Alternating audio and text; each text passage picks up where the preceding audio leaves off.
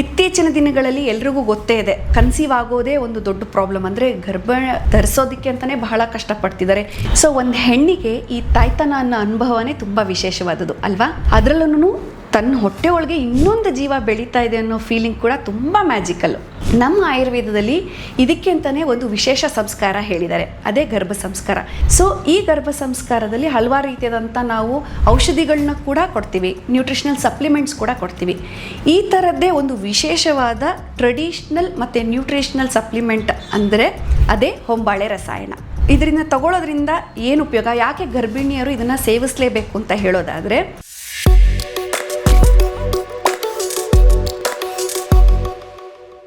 ನಮಸ್ಕಾರ. ಸೊ ಒಂದು ಹೆಣ್ಣಿಗೆ ಈ ತಾಯ್ತನ ಅನ್ನೋ ಅನುಭವನೇ ತುಂಬ ವಿಶೇಷವಾದದ್ದು ಅಲ್ವಾ. ಅದರಲ್ಲೂ ತನ್ನ ಹೊಟ್ಟೆ ಒಳಗೆ ಇನ್ನೊಂದು ಜೀವ ಬೆಳೀತಾ ಇದೆ ಅನ್ನೋ ಫೀಲಿಂಗ್ ಕೂಡ ತುಂಬ ಮ್ಯಾಜಿಕಲ್ಲು.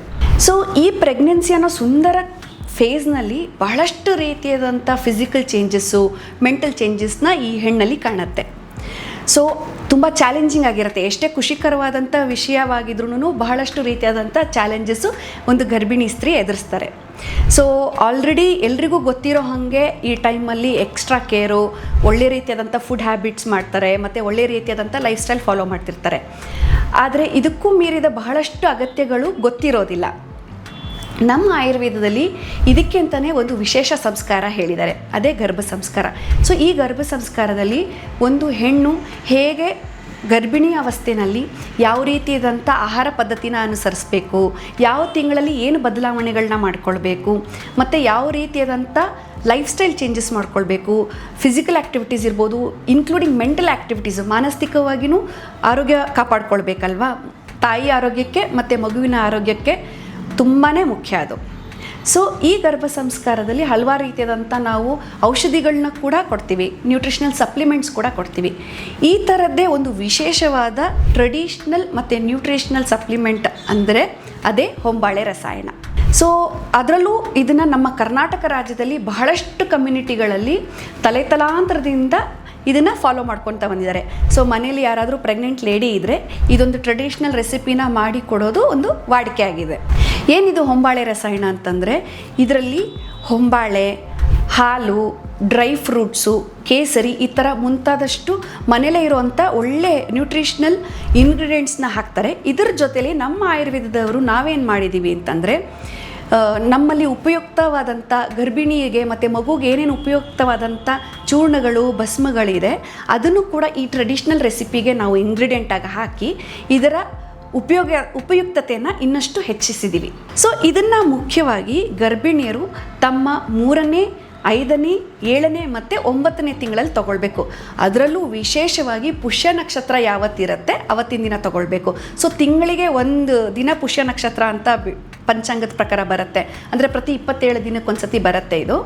ಸೊ ಈ ಪುಷ್ಯ ನಕ್ಷತ್ರದ ದಿನ ಇದನ್ನು ಕೆಲವು ರೀತಿ ನಿಯಮಗಳ ಜೊತೆ ಸೇವನೆ ಮಾಡಬೇಕು. ಅಷ್ಟೇ ಅಲ್ಲದೆ ಇದನ್ನು ಸೇವಿಸುವಂಥ ಇಡೀ ದಿನ ಆಹಾರ ಪದ್ಧತಿಯಲ್ಲೂ ಸಾಕಷ್ಟು ರೀತಿಯಾದಂಥ ನಿಯಮಗಳಿದೆ. ಸೊ ನಾನು ಆವಾಗಲೇ ಹೇಳಿರೋ ಹಾಗೆ ಇದೊಂದು ನ್ಯೂಟ್ರಿಷನಲ್ ಡ್ರಿಂಕ್ ಆಗಿರೋದ್ರಿಂದ ಗರ್ಭಿಣಿಯರು ಏಕೆ ತಗೊಳ್ಳೇಬೇಕು ಅನ್ನೋದನ್ನು ಹೇಳ್ತೀನಿ. ಇದರಲ್ಲಿ ಆಯುರ್ವೇದೀಯ ಔಷಧೀಯ ಗುಣಗಳು ಸೇರ್ಕೊಂಡಿರೋದ್ರಿಂದ ಈ ಗರ್ಭಿಣಿ ಅವಸ್ಥೆಯಲ್ಲಿ ತಾಯಿಗೆ ಅಗತ್ಯ ಇರುವಂಥ ಪೋಷಕಾಂಶಗಳಿರಬಹುದು ಮತ್ತು ಮಗುವಿನ ದೈಹಿಕ ಮತ್ತು ಮೆದುಳಿನ ಬೆಳವಣಿಗೆಗೆ ಬಹಳಷ್ಟು ರೀತಿಯಾದಂಥ ಸಹಕಾರಿಯಾಗುತ್ತೆ ಇದು. ಇನ್ನೊಂದು, ಇದರಲ್ಲಿ ನ್ಯಾಚುರಲ್ ಆಗಿ ಐರನ್ ಸಪ್ಲಿಮೆಂಟ್ ಇರ್ಬೋದು, ಕ್ಯಾಲ್ಶಿಯಂ ಸಪ್ಲಿಮೆಂಟ್ ಕೂಡ ಸಿಗುತ್ತೆ.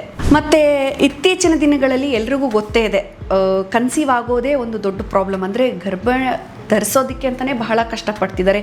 ಇನ್ಫರ್ಟಿಲಿಟಿ ಕೇಸಸ್ ತುಂಬ ಜಾಸ್ತಿ ಆಗ್ತಿದೆ, ಹಲವಾರು ಕಾರಣಗಳಿಂದ ಇದು ಆಗ್ತಾಯಿದೆ.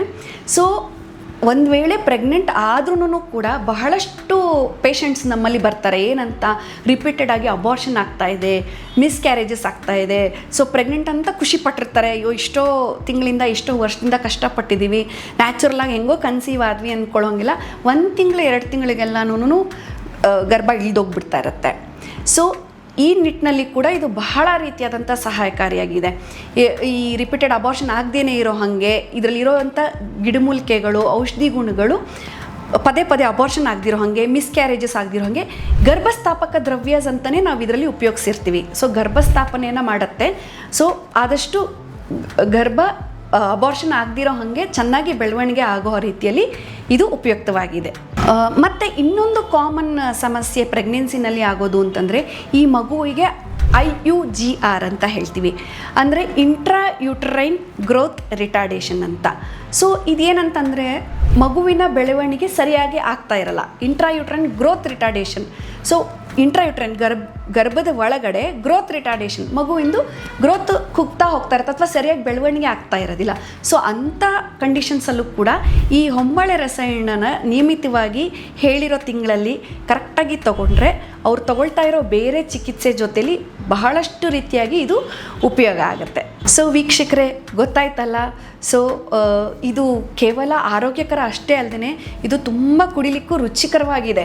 ಸೊ ಯಾರೇ ಪ್ರೆಗ್ನೆಂಟ್ ಲೇಡೀಸು ಇದು ಅಂದರೆ ಈಗ ಸಾಮಾನ್ಯವಾಗಿ ಆಯುರ್ವೇದದಲ್ಲಿ ಕಷಾಯಗಳು ಹೇಳ್ತಾರೆ, ಚೂರ್ಣಗಳು ಹೇಳ್ತಾರೆ, ಅವೆಲ್ಲ ಸ್ವಲ್ಪ ಕಹಿ ಇರುತ್ತೆ, ಇಲ್ಲ ಕಸರೆ ಇರುತ್ತೆ.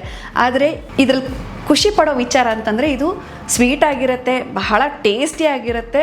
ಸೊ ಪ್ರೆಗ್ನೆಂಟ್ ಲೇಡೀಸ್ ಎಂಜಾಯ್ ಕೂಡ ಮಾಡಿ ಕುಡಿತಾರೆ.